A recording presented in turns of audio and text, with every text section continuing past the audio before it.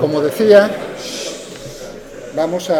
creo que se oía bien, si no me lo decís en algún momento. Yo no, a partir de un momento ya no me miro más.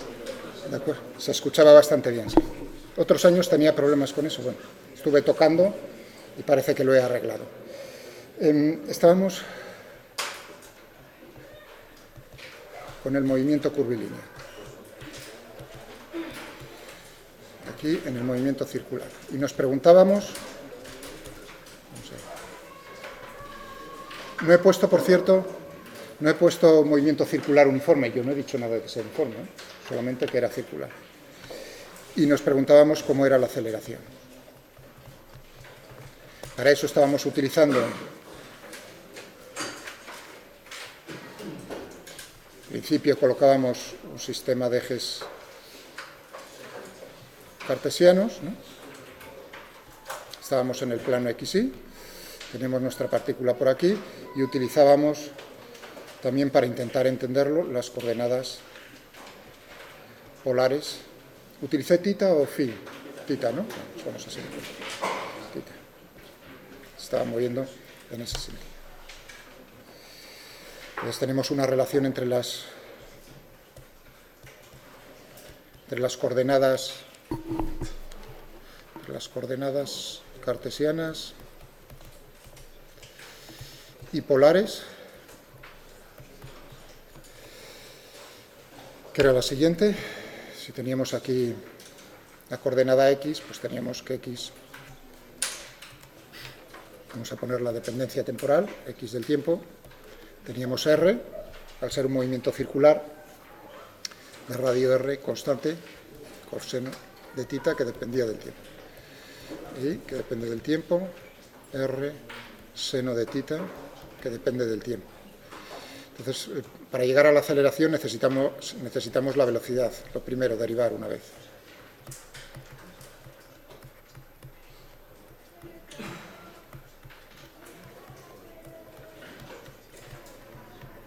Para tener la velocidad, la derivada de x con respecto al tiempo, o sea, x punto.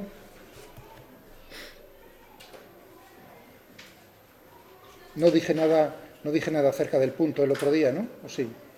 Bueno, perdonadme, porque me pasa, lo mismo les he dicho esta mañana a los de Minas. Hay veces que pienso que os he dicho algo que les he dicho a los otros, porque voy simultáneamente, a pesar de que son dos asignaturas diferentes, pero hago comentarios, ya veis, el cerebro no le da para mucho más. Entonces, a veces, si pienso que os lo he dicho y no os lo he dicho, pues me frenáis, me lo decís.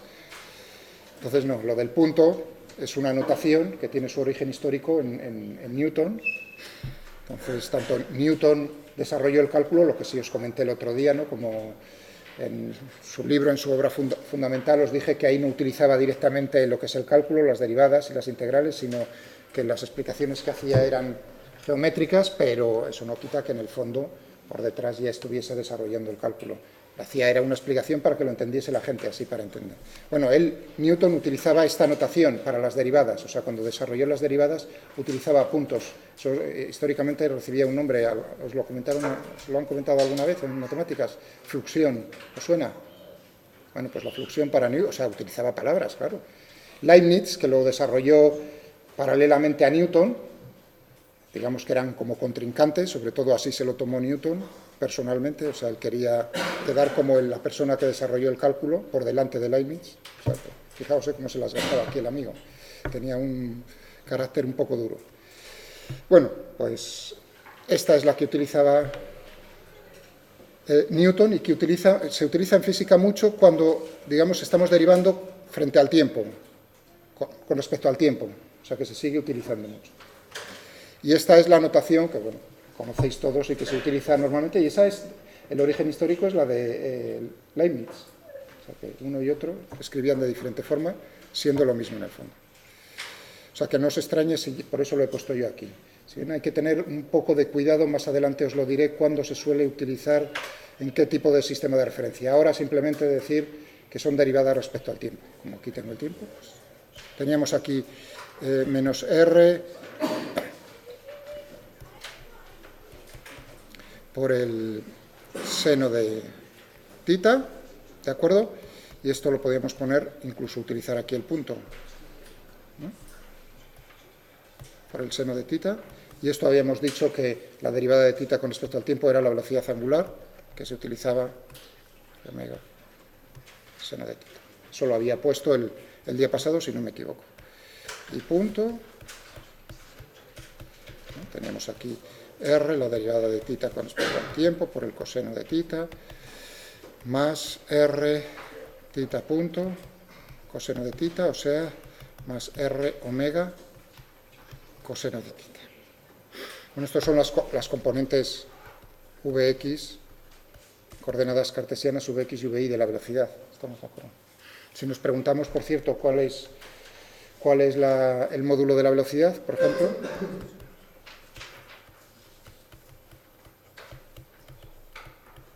¿no? Tendríamos el módulo de la velocidad V, o sea que tenemos que Vx y Vi, había puesto, ¿no?, esa notación, componente X, o multiplico por los vectores unitarios. V el módulo, sin signo de vector, naturalmente, entonces la raíz cuadrada de Vx cuadrado más Vi al cuadrado, y claro, lo que tenemos aquí es que nos va a salir R por omega, ¿no? Seno cuadrado, coseno cuadrado, es 1, la raíz cuadrada, tenemos R cuadrado, omega cuadrado, seno cuadrado, R cuadrado, omega cuadrado, coseno cuadrado, sacamos factor común R cuadrado, omega cuadrado, y entonces nos queda R por omega, ¿de acuerdo? Cuidado, porque ahí alguno podría meterme el dedo en el, decir, omega podría ser positivo y negativo, aquí, fijaos, sería el módulo ahí, sería una objeción, decir, cuidado que estamos el módulo de la velocidad angular, ¿de acuerdo? Si bien, como uno lo escribe normalmente así, pero ya veis, ese es un detalle que eso, así si me viene un matemático, a lo mejor no soy tan talibán en eso, pero sí llamo la atención sobre, ¿entendido? O sea que ya esa relación esa tan conocida de V igual a omega por R o R por omega,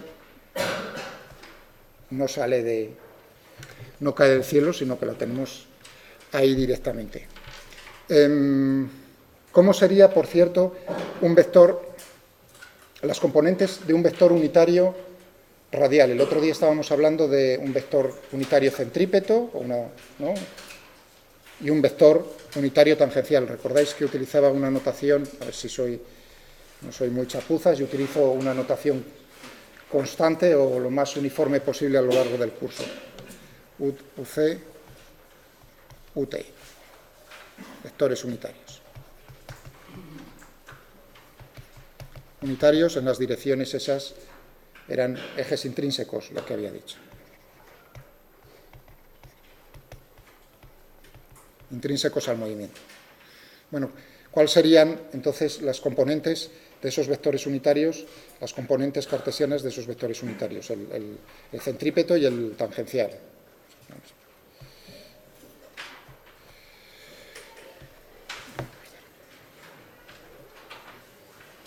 Vamos a poner el centrípeto. ¿Qué tendremos? ¿Qué creéis?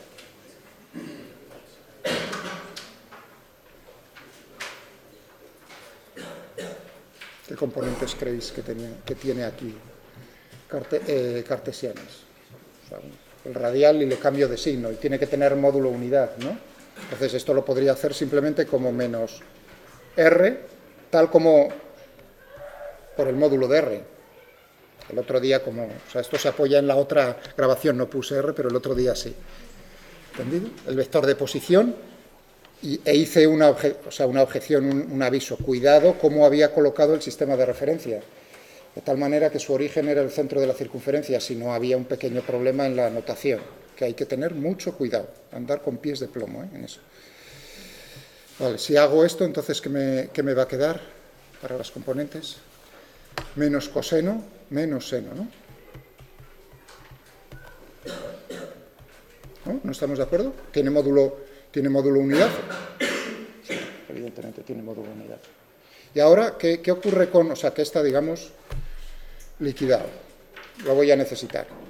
¿Y el tangencial? No diría, uno puede mirar la figura que tenéis ahí, si lo habéis tomado nota, o en los libros,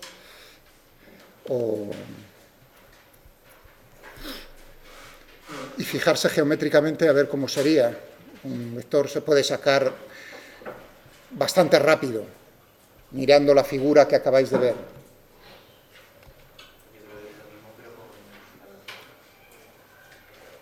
Sí, se puede hacer así, con la velocidad. Pero bueno, quiero decir que uno podría, no, si uno coge, esto es θ, ¿no? Esta sería la dirección, ¿no? Esas serían las direcciones, y uno dice, hombre, pues, ¿cómo sería entonces? Esta es una dirección vertical, una dirección horizontal, tendría que hacer una proyección, ver cómo es este ángulo, entonces uno está viendo, ¿no? Es decir, menos el seno de θ, coseno de θ.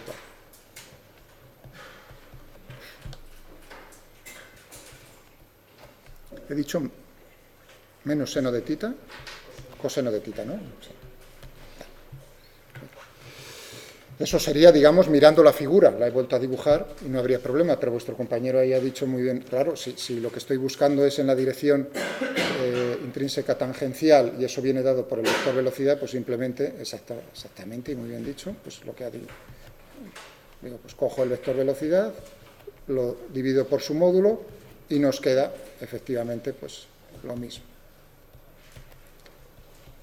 Os recuerdo que V pues era R por omega, omega por R. Entonces tenemos esta relación. Ya tenemos entonces estas dos cosas. ¿De acuerdo? Claro, uno diría, pues como hay muchas formas de digamos, en notación de intentar poner cómo son los vectores. Uno podría ponerlo en esta notación como V por UT. Aquí tenemos el módulo, aquí tenemos la dirección y el sentido correspondiente. Perfecto. ¿De acuerdo? Muy bien, y ahora pasamos, ya tenemos la velocidad. La velocidad es tangente a la trayectoria. Vamos a derivar para obtener la aceleración. Miren, uno podría verlo. Voy a cogerme esta última expresión, ya que la he dejado aquí escrita, la iba a poner más tarde, pero da igual, la tengo aquí a la vista. Digo, pues será la derivada, ¿no?, de la velocidad con respecto al tiempo, es decir, que tendré la derivada de v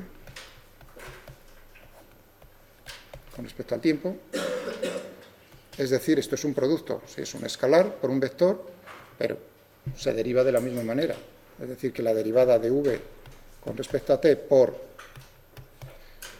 el segundo sin derivar más el primero sin derivar por la derivada del segundo. ¿De acuerdo? Hombre, aquí en el primero, fijaos, aquí ya uno está viendo que esto es una componente tangencial. Y es lo que habíamos discutido el otro día, intentado recordar acerca de la aceleración. Pero nos falta este otro término. El módulo, no hay duda, pero cómo cambia con el tiempo este vector tangencial. Bueno, pues vamos a ver. Vamos a cogernos otra vez las coordenadas cartesianas. Podría hacerlo así. Y aquí normalmente es, cuando estáis viendo esto, en las explicaciones, digamos, en los libros sencillas con figuras, se suele coger precisamente esto, ¿no?, y hacer una aproximación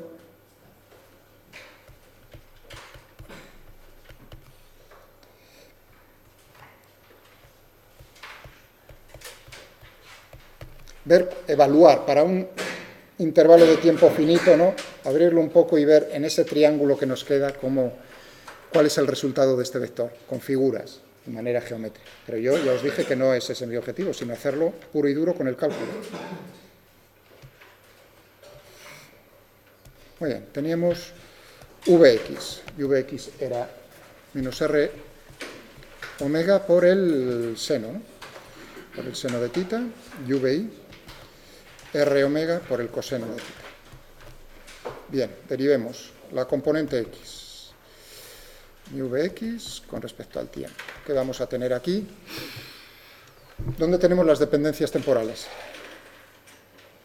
Tenemos, esto es constante, la tenemos en θ, vamos a ponerla explícitamente ahí, pero claro, yo no he dicho, dije, en ningún momento, ni en la otra clase creo que se me escapase así por error, ni hoy ya, os llamé la atención, es un movimiento circular, es la única restricción, pero no dije que fuese uniforme, uniforme significaría con módulo de la velocidad constante, no he dicho nada de eso.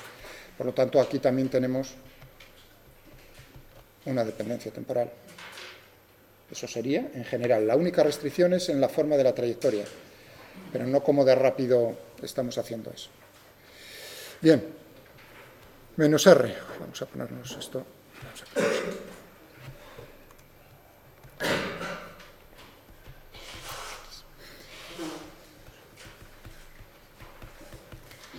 Menos R por la derivada de omega con respecto al tiempo, por el segundo sin derivar, seno de θ. ¿De acuerdo? Y ahora vamos a hacer paréntesis aquí para sacar, más el primero sin derivar por la derivada del segundo, que es, ahora otra vez es el seno, ¿no? Entonces coseno por la derivada de θ con respecto al tiempo, o sea, me queda otra vez la derivada de θ por otro omega, es decir, omega cuadrado, omega por omega, ¿no? Por el coseno de θ. ¿Estamos de acuerdo, no? En omega cuadrado, así. Muy bien. Y ahora tenemos la derivada de v y con respecto al tiempo. Aquí tenemos r, factor común, tenemos la derivada de omega con respecto al tiempo, por el, ahora tenemos el sin derivar, y ahora tenemos más, otra vez omega por omega, omega cuadrado, pero el coseno es menos el seno, es decir, que aquí un menos el seno de θ. ¿De acuerdo? Si veis algún gazo, ayudad, o sea, podéis tirar a matar, pero siempre ayudar porque siempre se le puede uno escapar signos y esas cosas. ¿De acuerdo? Muy bien, pues ahí tenemos, aquí dentro de la aceleración, tenemos que tener tanto la componente tangencial, es la aceleración total, esta es A. Total, el vector aceleración, me refiero. Y ahora vamos a fijarnos aquí un poco y decir, oye, pues, ¿podemos esto separarlo de alguna manera? ¿Dónde estaba el UDC? Era menos coseno de θ, seno de θ. Y UDT era menos seno de θ, coseno de θ. Menos lo he sacado ahí fuera. ¿Tenemos así expresiones que tengan precisamente aquí coseno θ, seno θ, todo con el signo cambiado? Sí, lo tenemos aquí. Voy a ponerlo en rojo. Fijaos.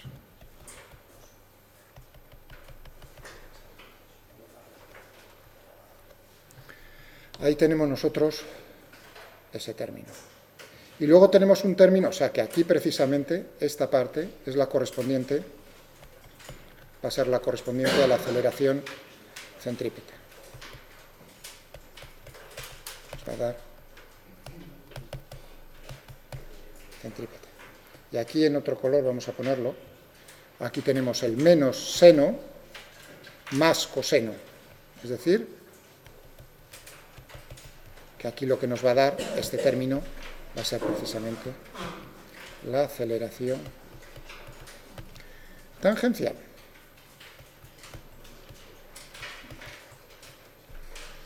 Yo puedo poner este vector A, entonces, como suma de 2.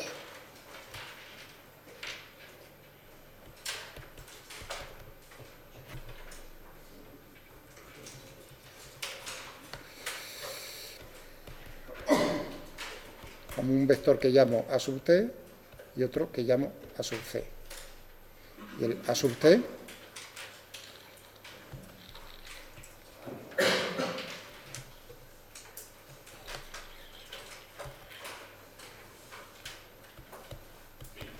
la sub t, simplemente estábamos mirando aquí que teníamos el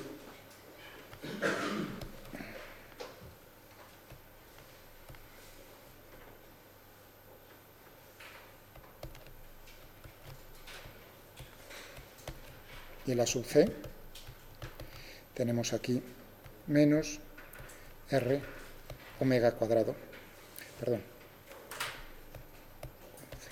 como signo más, no signo menos.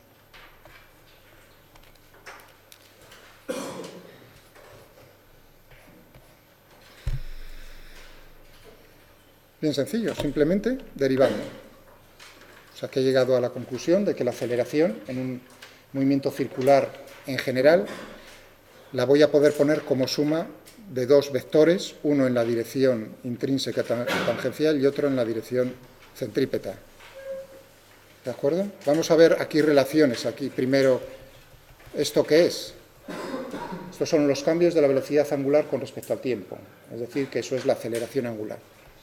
Alfa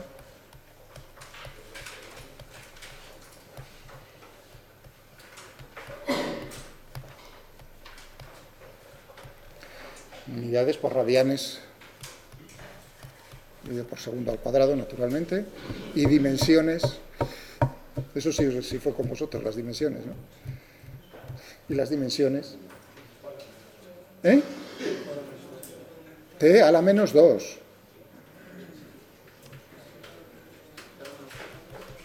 Esto era t a la menos 1 y esto t a la menos 2. ¿De acuerdo? ¿Habías dicho eso? No, te había oído mal, perdón. Por ahí había oído otra cosa, me pareció, pero vamos, son siempre como piensa uno mal del alumno, es eso, la tendencia. Bueno, esa es la aceleración angular. Y entonces tendríamos aquí que el módulo, fijaos, el módulo de la aceleración tangencial viene dado por la expresión R por alfa. Es decir, que tenemos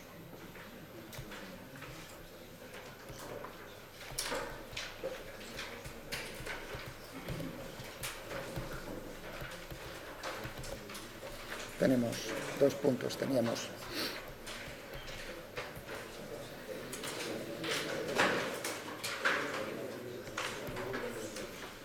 R por alfa, y esto, fijaos que antes, otra manera de expresarlo, dije, va a ser el cambio del módulo de la velocidad con respecto al tiempo, ¿no? Lo habíamos visto que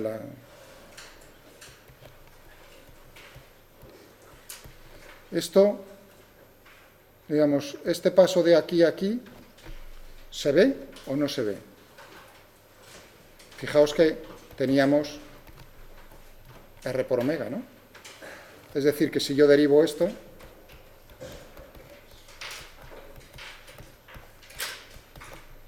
que es la derivada de R con respecto al tiempo por omega, pero R, claro, es un movimiento circular, por lo tanto no cambia, por lo tanto ese término es cero, es decir, que solo me queda R por la derivada de omega con respecto al tiempo, es decir, R por alfa.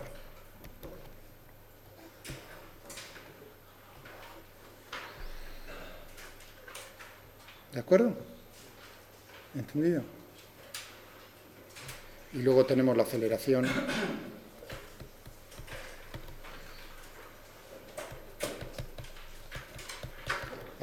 centrípeta. Teníamos R omega al cuadrado, ¿no? Ahí. Claro, en algún sitio nos tenía que aparecer, oye, el v cuadrado dividido por R, ese que os habéis aprendido de memoria. Todo el mundo se lo aprende de memoria. Mientras que el v cuadrado dividido por R, entonces estamos otra vez, es decir, y esto es lo mismo. Hombre, claro, teníamos aquí esta expresión, por lo tanto, pasar de una a otra es inmediato. ¿De acuerdo? Bien. Bueno, y ahora físicamente, esto es intentar entenderlo, aprendérselo de memoria, tiene sus riesgos, como os comenté el otro día, así. Lo importante es, fijaos, la aceleración. O sea, la aceleración es el cambio de un vector, que es el vector velocidad con respecto al tiempo. Es un vector. Entonces, ¿qué puede cambiar en un vector con el tiempo? Puede cambiar su dirección y puede cambiar su módulo. Y lo bonito de esto es que queda separada esa información en estas dos cosas. ¿Cuál de las dos aceleraciones, de las dos componentes intrínsecas, me da información acerca del cambio en el módulo de la velocidad? Lo estáis viendo aquí, la aceleración tangencial. La información acerca del cambio en la dirección del vector velocidad viene dada por esto. Esto es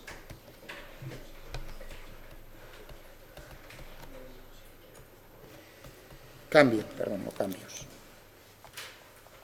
Cambio en la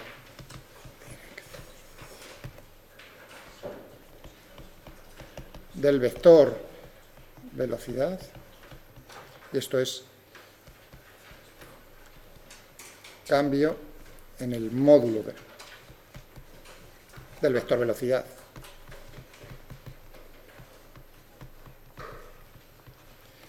Ya os dije el lunes que siempre que digamos velocidad tenemos que estar pensando, salvo que digamos en la conversación ya haya surgido y estemos todos de acuerdo, pero por defecto velocidad es el vector velocidad.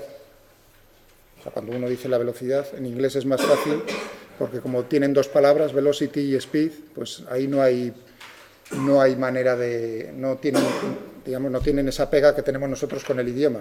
Si ellos dicen speed, pues ya sabes que es el módulo de la velocidad. Si están hablando de velocity, están hablando del vector velocidad, no hay más. ¿De acuerdo? Pero nosotros, cuidado conmigo, siempre velocidad es el vector.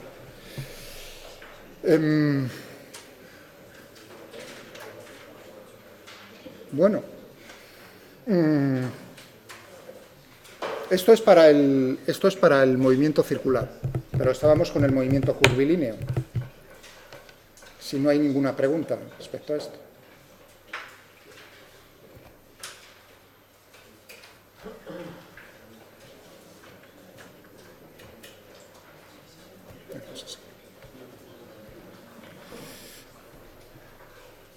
O sea que ahora tenemos que dar el paso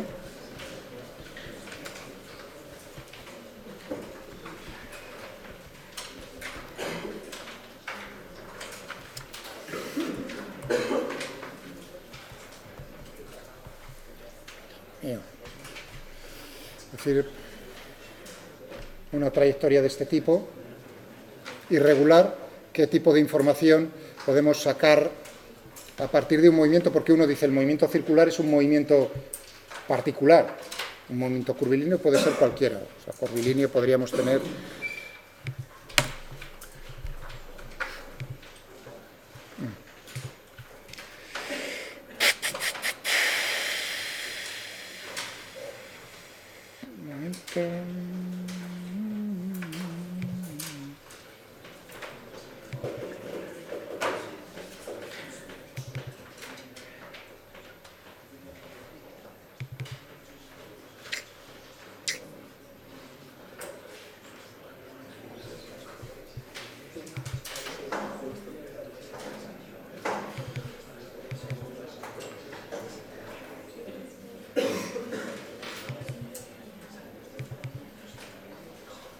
vamos a dejarlos. Este nos lo enseñé el otro día, ¿no? No. Bueno.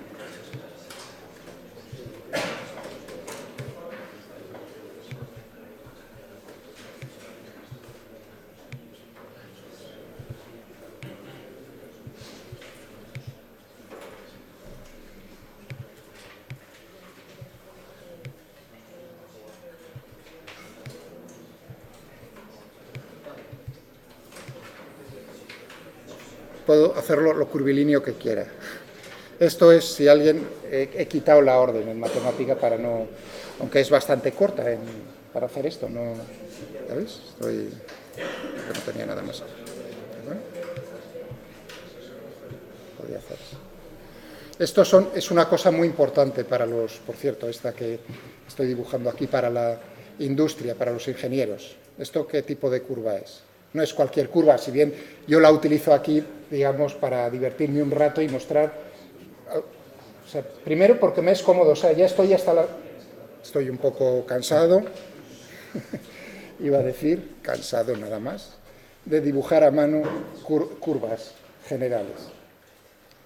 Sobre todo porque cada vez soy más chapucero dibujándolas. No se me daba mal el dibujo, ¿eh? El dibujo técnico se me daba genial.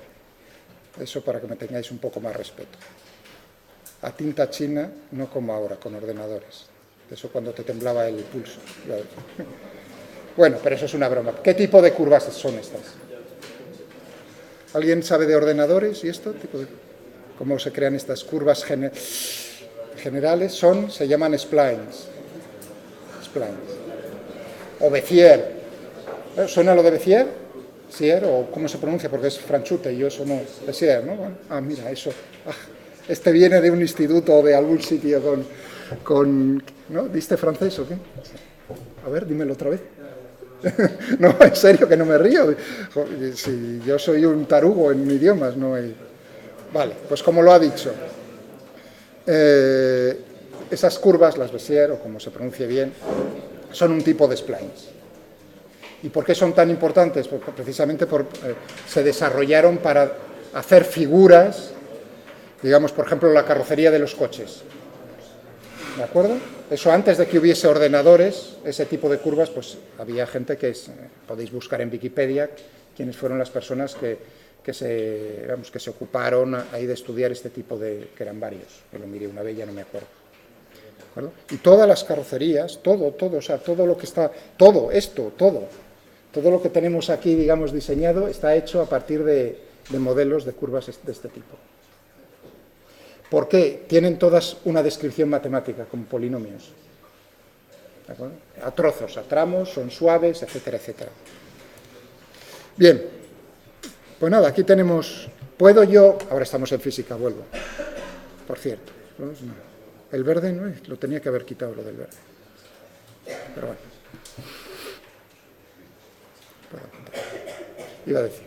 Esta curva en general, esta trayectoria, ¿cómo la puedo considerar? ¿Como una circunferencia? Evidentemente no. Esto no es una circunferencia ni por asomo. Salvo que uno diga, hombre, depende, si tú te fijas, si no te interesa toda en bloques, sino a trozos, es decir, si yo solo me fijo aquí en un trozo pequeñito, ahora ya viene lo de las aproximaciones, claro, toda la física está hecha de aproximaciones, es decir, infinitesimal, claro, si lo cojo cada vez más pequeño, ese tramo de esa curva la puedo considerar como aproximar a un tramo de circunferencia, con un radio, el radio de curvatura en ese punto de la curva. Bueno, es decir que yo puedo tomar una trayectoria curvilínea como suma de circunferencias, así, dicho realmente, esto es suma, lo de suma es poner uno detrás de otro.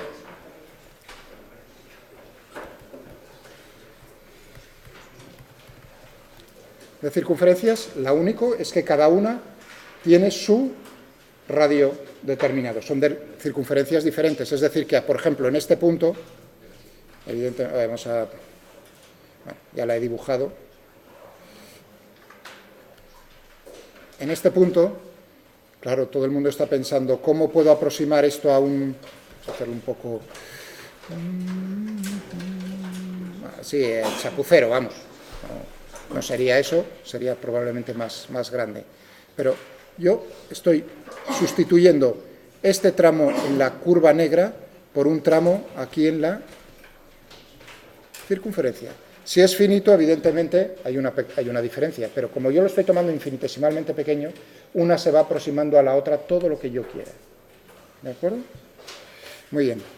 El radio, aquí tendríamos el centro de la circunferencia, en ese, y este sería su radio de curvatura.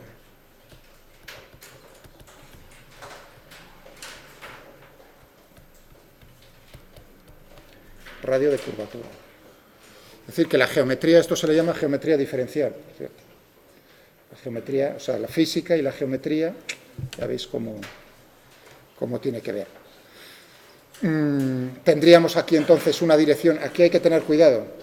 Los ejes intrínsecos, en este caso también intrínsecos, van con el movimiento, imaginémonos que la partícula se está moviendo de esta manera.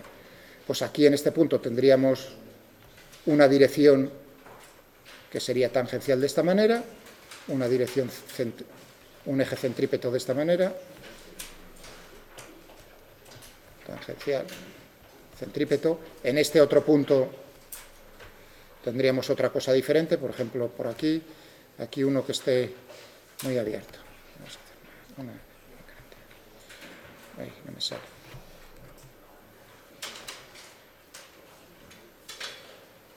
suponiendo que eso fuese la circunferencia correspondiente.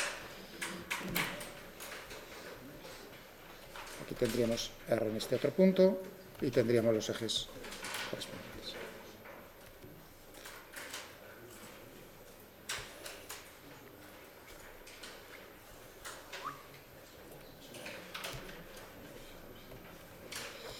Tangencial y centrípeto. ¿De acuerdo? Es decir, que son, por eso viene lo de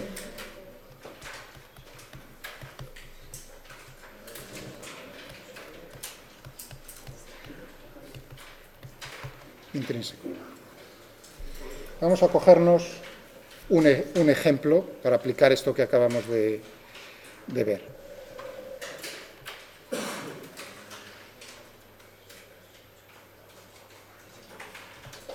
Bueno, primero voy a hacer la pregunta y por favor, como es la pregunta que hago todos los años, porque es muy importante, es otra cosa, justo ahora me acabo de acordar, lo tenía que haber apuntado.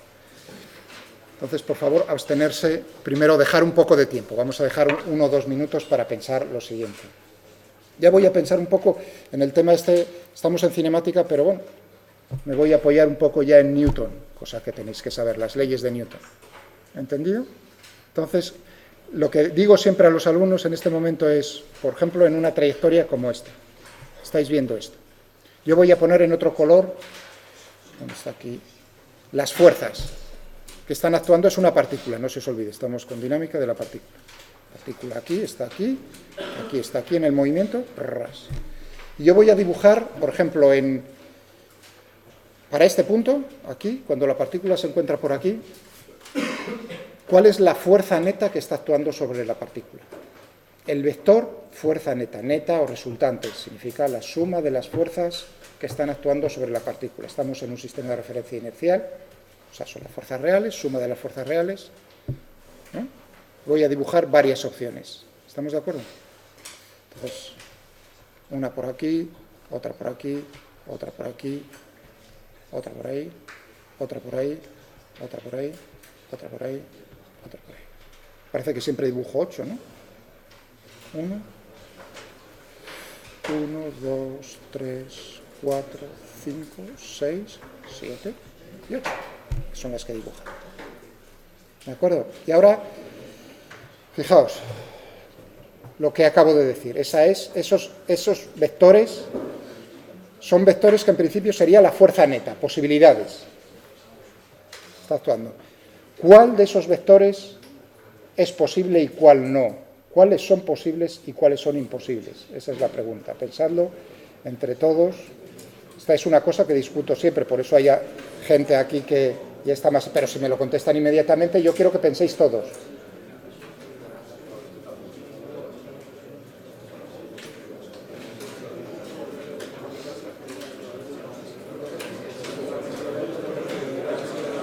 Un segundo. Fijaos que estamos aquí, cinemática, pero estamos recordando, entre comillas, las leyes de Newton.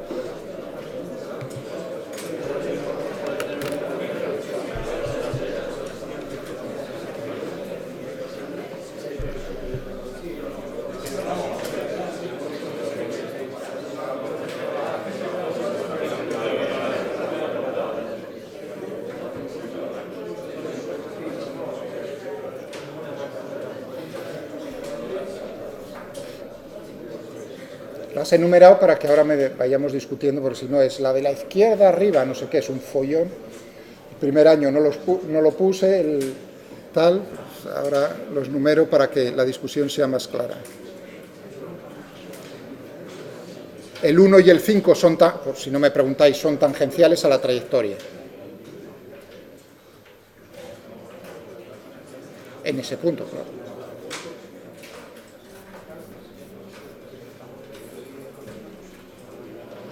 O a lo mejor la respuesta es todos son posibles. O sea, fijaos la información que nos dan es la forma de la trayectoria. Hombre, se está moviendo, la velocidad es tangente a la trayectoria. O sea, ¿lo veis como ahora empieza la cabeza a decir? Hombre, si estuviese quieto, la trayectoria es un punto, ¿de acuerdo? Por lo tanto, pero eso uno empieza, por ahí van los tiros también. Lo único, fíjate, es, imagínate que ha pasado y ha trazado, es fosforescente, yo saco una película, ¿no? Y queda grabada en la película la trayectoria, pero, digamos, no puedo ver el movimiento, simplemente es, la única información que tengo acerca del movimiento es el camino que ha seguido. O sea, tú me puedes preguntar, oye, ¿va más rápido, más lento? ¿Qué hace? O sea, va por ahí los tiros. Por ahora, la única información que os doy es esa. No se me ha escapado nada. Bueno, ahora habrá que discutirlo. Bueno, unos segundos más. Que por ahí, cuando estabas, hay una cosa que uno se va dando cuenta, decir, me dijiste, la velocidad es cero, ¿no? ¿Cómo me...? Hombre, desde luego, velocidad tiene que tener. Pero ahí viene la cosa, ¿en algún punto podría tener velocidad cero? Ahora, o sea, te devuelvo la pregunta. O sea, si sigue eso, está claro que en un intervalo de tiempo tiene que tener velocidad distinto de cero, porque si no, no trazaría nada. Sería la trayectoria un punto. Un punto es la trayectoria, un punto. Si la velocidad es cero, pues no se mueve, evidente. Pero yo te devuelvo la pregunta y te digo, pero en algún punto de la trayectoria la velocidad puede ser cero, esta que he dibujado yo ahí. En principio uno diría, se está moviendo, pues respuesta no, sí puede ser. O sea que fíjate, a tu pregunta es siempre cero, respuesta no. En algún momento puede ser cero, respuesta sí. Yo no he hecho ninguna restricción, solamente he dibujado el camino. Es decir que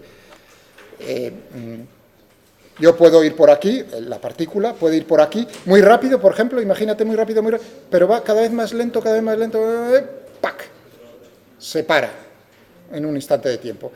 Bueno, pasa un rato descansando y luego se pone en marcha otra vez hacia la izquierda y luego, cuidado, por un punto puede pasar todas las veces que yo quiera. Es decir, que ese es el camino que sigue, pero tampoco significa que por cualquier punto pase una sola vez.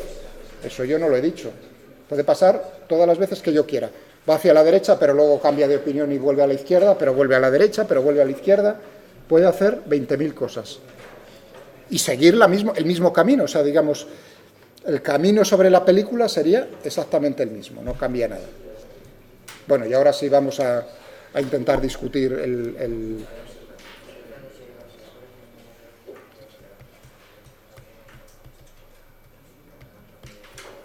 fuerza neta. Vamos a ponernos por aquí. ¿Qué es lo que tenemos que pensar? La segunda ley de Newton.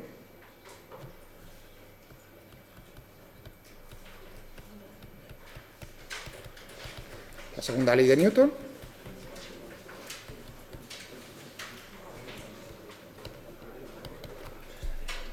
Igual a la masa de mi partícula por la aceleración que tiene mi partícula. ¿De acuerdo? Es decir, que como la masa es una magnitud física positiva, la aceleración y la fuerza neta tienen que tener la misma dirección y el mismo sentido. ¿Estamos de acuerdo? Si pudiese ser positivo o negativo la masa, entonces ya ahí el sentido, pero la dirección y el sentido son el mismo en la fuerza neta y en la aceleración. Por lo tanto, preguntarme aquí cuáles son posibles o cuáles son imposibles es lo mismo que preguntarse, ya he dado el paso otra vez hacia donde yo quería, que es cómo puede ser la aceleración. Y la aceleración, es decir,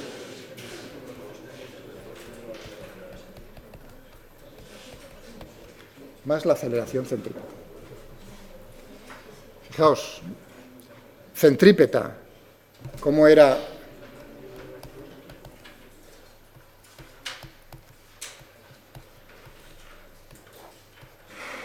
Esta expresión siempre está apuntando hacia adentro, hacia el centro de la trayectoria circular. No puede estar apuntando hacia afuera. ¿Por qué? Porque tengo R, que es el módulo, el radio de curvatura, por omega al cuadrado. Eso ya me rompe, o sea, decir, porque si fuese omega, ahí ya podría ser positivo o negativo, pero omega cuadrado es por narices, es positivo, por lo tanto, por eso es aceleración. Si no, uno diría, pues a veces es centrípeto, a veces es centrífugo, pero no. En todas las trayectorias curvilíneas vamos a tener una componente que va a ser apuntando hacia el centro. Hombre, con un caso muy límite, que es que omega cuadrado, que omega sea cero. Eso es un caso particular. ¿Puede darse el caso que omega sea cero? Por ahí van los tiros, que v sea cero, v, r por omega, es decir, que en algún punto la velocidad sea cero, se haya parado, luego se pone en marcha, pero no puedes excluirlo en general. A ti te dan la... ¿De acuerdo? Ese caso también lo tenemos que tener en cuenta. Pero es cierto que todo el mundo está pensando que siempre va a ser en una trayectoria curvilínea, no una recta también es una curva, pero todas las trayectorias que no son rectilíneas, en general, siempre vamos a tener una componente de la aceleración que es distinta de cero, que es la aceleración centrípeta, que da cuenta precisamente de qué, de los cambios en la dirección del vector velocidad. Para que sea curvilíneo, la velocidad tiene que cambiar de dirección, si no, no hay manera de hacer una curva. ¿Lo entendéis? Con ese caso particular de que justo en ese punto se pare. Y entonces la aceleración centrípeta puede llegar a tomar el valor cero, justo. Pero en general no. Bien, es decir, siempre hacia adentro. La tangencial.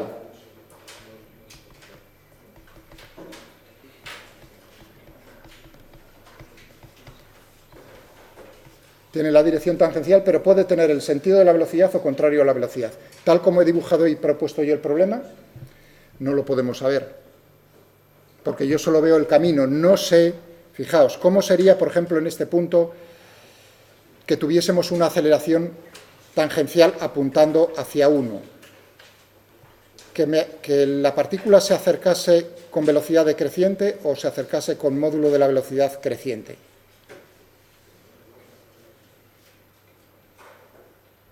Vuelvo a repetir la pregunta.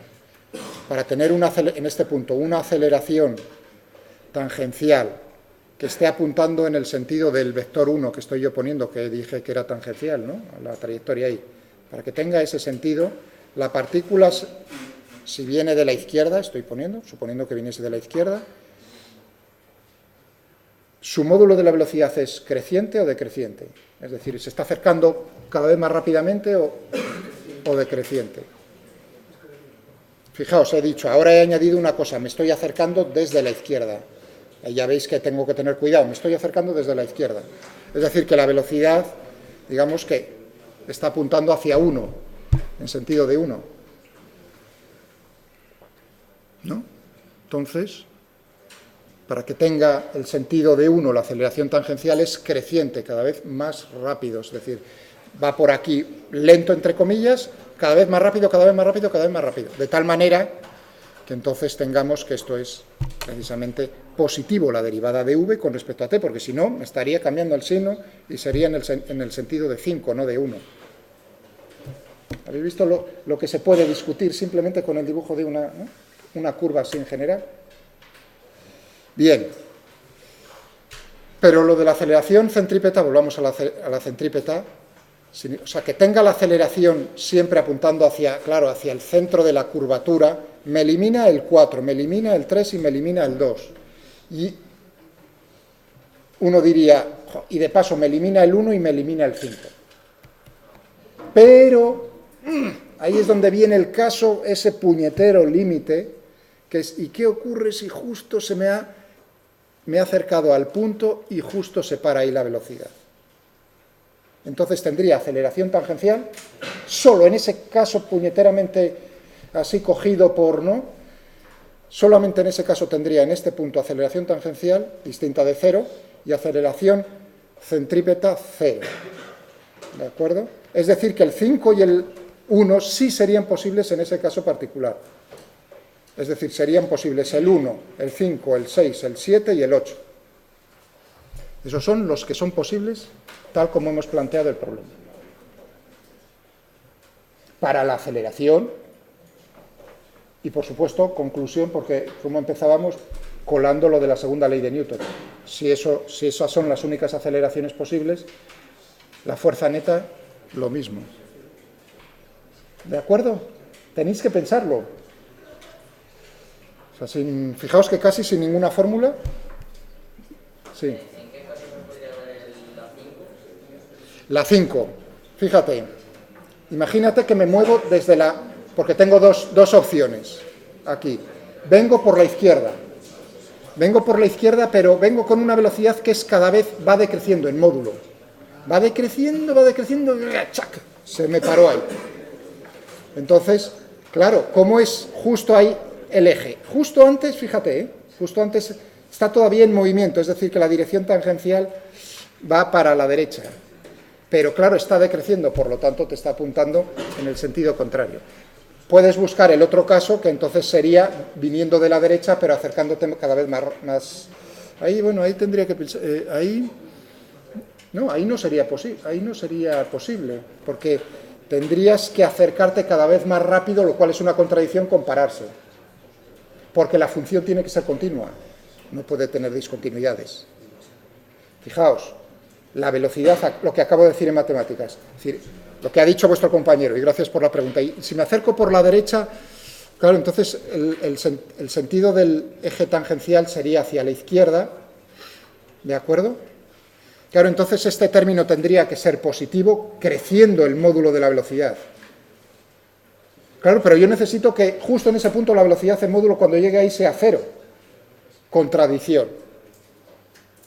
Es decir, se va moviendo y cada vez más rápido, pero de repente, plom, se me para. ¿Es eso posible físicamente?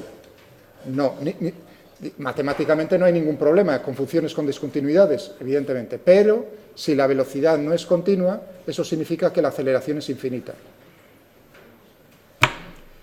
Y claro, ahora uno dice, ¿y eso y físicamente por qué no puede ser eso así? Segunda ley de Newton. ¿Puedes tener fuerzas infinitas? No. Por lo tanto, liquidado el problema. Gracias por la pregunta. Sí. Sí, bueno, ahora en el caso 1 sería justo el simétrico a lo que he comentado para el caso 5. Tendría que venir por la derecha, cada vez más lentamente, y pararme en el punto S. Más por ahí. Muy bien. Por ejemplo, por ahí, ¿cómo sería? ¿Vale? O sea, todas esas preguntas son fenomenales. A ver, ¿qué ocurriría por ahí? Es decir, que está cambiando, vamos a dibujar otra vez. Algo un poco más... A ver si tengo aquí...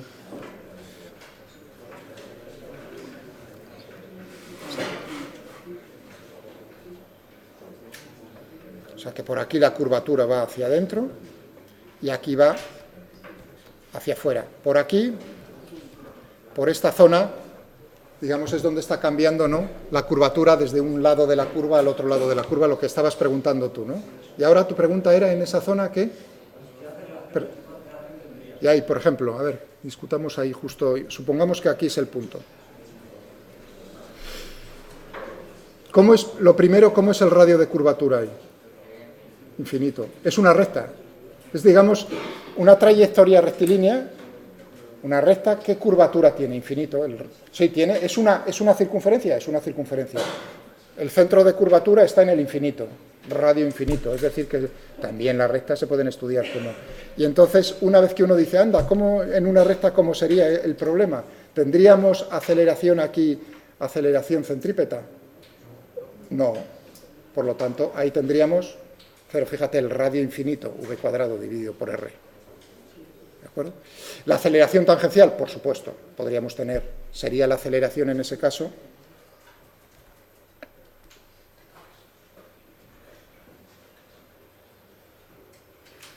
tendría o bien hacia aquí, es decir, que la aceleración únicamente sería aceleración tangencial. ¿De acuerdo? La aceleración centrípeta.